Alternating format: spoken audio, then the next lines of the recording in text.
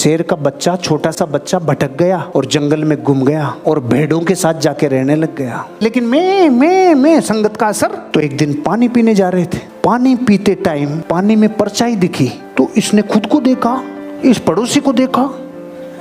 इतने में पहाड़ के ऊपर से दहाड़ मारी इसके बाप ने। तो ये सब हाँ, इसने तीन तरफ देखा, लेफ्ट राइट, ये मैं नहीं हूं, अरे मैं ये नहीं हूं रे, फिर खुद को और फिर उस, मैं तो उसके जैसा हूं रे।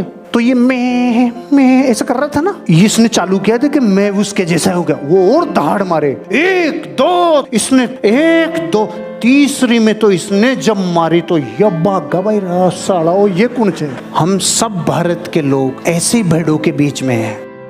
एक स्टोरी थी ना बचपन में, एक टोपी बेचने वाला जा रहा था, रास्ते में नींद आई, सो गया। पेड़ के ऊपर बैठे थे बंदर, उन्होंने सारे बंदरों ने टोपियां ले ली। ये देखा, उठा, इसने यूं किया, बंदरों ने किया, इसने यूं किया, बंदरों ने किया, इसने टोपी फेंकी, उन्होंने भी टोपी फेंकी, गट्टर बांध के चला गया। यहाँ तक सुनिए ना, अधूरी है, क्लाइमेक्स आज बाकी है। 100 साल बाद उसका पोता, वो भी टोपियां बेचता था, दूर जा रहा था, रास्ते में नींद आने के लिए, वापस रेस्ट करने के लिए, और बैठ गया एक जगह पर और लेट गया। पेड़ के ऊपर बंदर थे। जब ये उठा तो बंदरों ने टोपियां उठा ली। बंदरों ने जब टोपियां उठा ली तो इसको दादा याद आया, इसने यूं किया, बंदरों ने भी यूं किया, इसने यूं किया, बंदरों ने भी यूं किया, इसने टोपी फेंकी, उन्होंने नहीं फेंकी।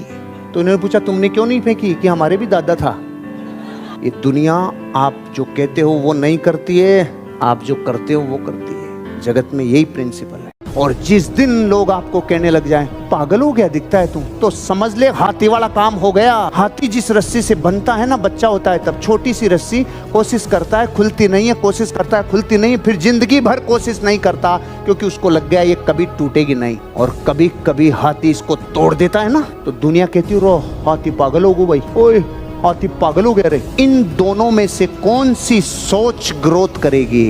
ये दूसरी वाली ग्रोथ करेगी जो कहता है सबका जिम्मेदार मैं। क्योंकि जब आप सबके जिम्मेदार अपने आप को मानते हो तो फिर एक ही चीज है जहां ग्रोथ हो सकती है, वो है आप। पूरा ध्यान, पूरी ताकत, पूरी ऊर्जा फिर आप अपने पे लगाते हो। समझ लेना, दुनिया जिस दिन आपको बोलेगी ना पागल हो गया, अक्ल आ गई, अब ये सपने पूरे करके रहेगा, अनकंफर्टेबल सिचुएशन में डाल दो। एक परिवार था स्कॉटलैंड का, उस पूरे परिवार में वो, उसकी पत्नी और 9 बच्चे। इनकी जिंदगी का एक सपना था अमेरिका जाएंगे, और वर्षों मेहनत करने के बाद फाइनली इन्होंने पानी के जहाज से बुक करवा दी टिकट। अमेरिका जाने का सपना पूरा होने वाला था। 7 दिन पहले छोटे बच्चे को कुत्ते ने काट लिया, तो डॉक्टर को दिखाया और फाइनली डिसाइड ये किया डॉक्टर ने, आप लोग इस बच्चे को साथ नहीं ले जा सकते।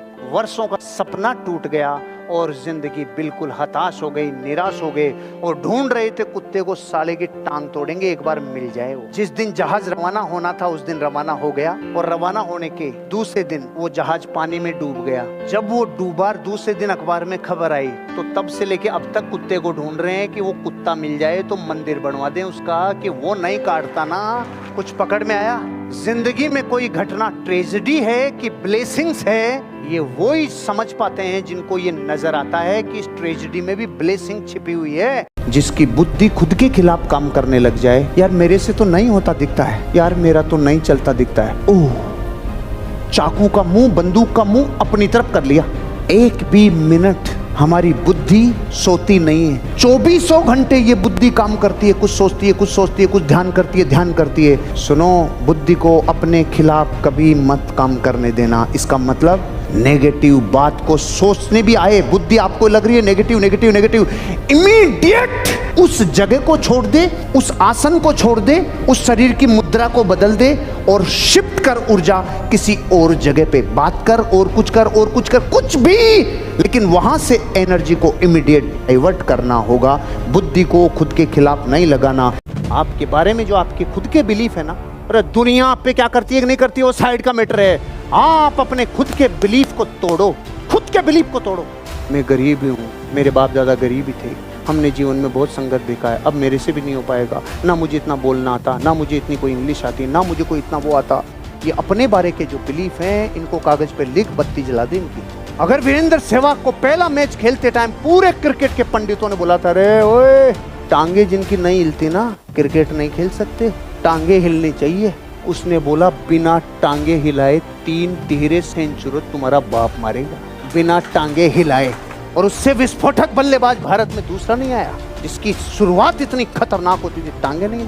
जो आदमी जिस चीजों के लिए अपने बिलीफ तोड़ लेता है वो मार्केट में राज करता है। साइंस कहती है मेंढक कितना ही जमीन के नीचे दब जाए नहीं मरता, लेकिन दही में गिर जाए तो मरेगा। एक आधी भगोनी दही की भरी थी, 2 मेंढक गिर गए, तो एक ने तो प्रिंसिपल फॉलो किया, भाई दही में गिर गए अब तो मरना ही है, तो वो तो मर गया। और दूसरे ने देखा मर तो रहे ही हैं, लेकिन जब तक नहीं मर रहे तब तक नए प्रयोग जिंदगी के साथ कर लेवे। उसने हाथ पांव हिलाना चालू किया, चालू किया, चालू किया, चालू किया। चारों पांव इतनी जबरदस्त पतवार बन गई कि थोड़ी देर में मक्खन बन के 4 इंच ऊपर आ गया। पार्टी बाहर आ गई, एक मर गई पार्टी, एक बाहर आ गई। अगर वो मेंढक प्रयोग नहीं करता, अरे मर तो रही है, प्रयोग करने में क्या जाता है। जिसने नए प्रयोग किए ना वो जिंदगी में अगली जंप पे जाता है। जब आप अमीर नहीं बनो तो जो बातें आपने की है वो सारे बहाने हैं, आपने बहाने बनाए हैं। मेरे पास सबूत है। जब आपसे बदतर हालात वाला कोई इंसान आपसे ज्यादा कामयाब मिलता है तो प्रकृति चीख चीख के कहती है तूने बहाना बनाया था। वो करोड़पति बन गए जिनके टांगे नहीं थी। मत बहाने बना। धरती पे जितने अमीर का और कामयाब बने उनका बैकग्राउंड जीरो था, उनकी एजुकेशन ज्यादा नहीं थी, उनको संसाधन अच्छे नहीं थे। आप जो भी कारण बताओगे आपके अमीर और कामयाब नहीं बनने में, वो बहाना है। जो कामयाबी आपने सोची थी कुछ वर्षों पहले, अभी तक भी आप वहां तक नहीं पहुंचे। माँ कसम एक कारण आपने बहाने बनाए थे कि आपको जीवन में एक शिखर से दूसरे शिखर पे जाने के लिए नीचे उतरना पड़ता है। अब ये स्नूज मतलब क्या है? जैसे आपका अलार्म स्नूज करता है, ऐसे आपकी जिंदगी का सबसे बड़ा स्नूज लाइफ का है। E for ego. आप जब लाइफ में ईगो करते हो, दोस्त से, आपके बिजनेस पार्टनर से, आपके लाइफ पार्टनर से, आपके माता पिता से। आपने ऐसे लोग नहीं देखे, चाहे मेरी एक फूट जाए साला इसकी दोनों फूटनी चाहिए, चाहे मेरा सब कुछ लुट जाए इसको तो मैं बता के रहूंगा। Big snooze. आपकी ईर्ष्या बिग स्नूज, आपका क्रोध बिग स्नूज, आपकी एक दूसरे से जलने की भावना बिग स्नूज। जितने दिन, जितने घंटे, जितने महीने आप ईगो में रहते हैं, प्रकृति उतना समय आपकी जिंदगी से वैक्यूम कर देती है। स्नूज। ये वाला जीवन तूने नरक की तरह जिया। ये छत गिरने के लिए तैयार है अगर ये दीवारें ना हो तो जो गिरने के लिए तैयार है सिर्फ दीवारों की वजह से टिकी हुई है। तो आपको ये नहीं पता कि स्केर आपके बीच में ज्योमेट्री का जबरदस्त दबाव लग रहा है, जिसके बीच में हमारे माथे पे प्रेशर पड़ रहा है, लेकिन आपको और हमें नहीं पता। इसलिए भारत के बड़े बुजुर्ग हजारों सालों से कह के गए, बेटा मंदिर जाना। हमें यही पता नहीं है कि मंदिर में इस बिल्डिंग में क्या फर्क है। मंदिर में छत नहीं होती, दीवारें होती है, और वहां हमारी ज्योमेट्री के ऊपर ग्रेविटेशनल फोर्स 0 होती है, इसलिए पीस, परम पीस मिलती है। और यहाँ इसका गुरुत्वाकर्षण इसको खींच रहा है। कुछ समझ में आ रहा है? विज्ञान के अलावा बात नहीं कर रहा मैं, ज्योमेट्री सही रखो। आप में से वही लोग बापू बन के ऊपर आएंगे जो कमेंट्री से प्रभावित नहीं होंगे, जो दिशाएं बदल देते हैं ना कमेंट्री सुन के, अरे अब तो क्या है रे, ये गीत उसको गा लेने दो, आप कमेंट्री में शामिल मत हो। आपकी जिंदगी, आपकी टारगेट आपका, आप लक्ष्य की तरफ जाओगे। डायरेक्शन मत बदल देना। पहले भारत की टीम में पता है क्या गड़बड़ थी? सामने वाला ऑस्ट्रेलिया का खिलाड़ी स्लेजिंग करता था और भारत का खिलाड़ी जल्दी से उबल जाता था, और उबलते ही बस तो बताऊं वो गया। अगर कमेंट्री में अलझ गए ना, गए रे घल गए। दिशा मत भटक जाना, क्योंकि बकरियों में और शेर में यही फर्क है। जब बकरियां रोड क्रॉस करती है तो अपन सब कहते हैं हट जा, हॉर्न बजा, और बकरियां भागती, जिधर हॉर्न उधर ही भागती। और जब शेर क्रॉस करता है, बजा, हॉर्न उखाड़ ले जाएगा तेरा, बजाएगा क्या? उसकी दिशा को कोई बदल नहीं सकता।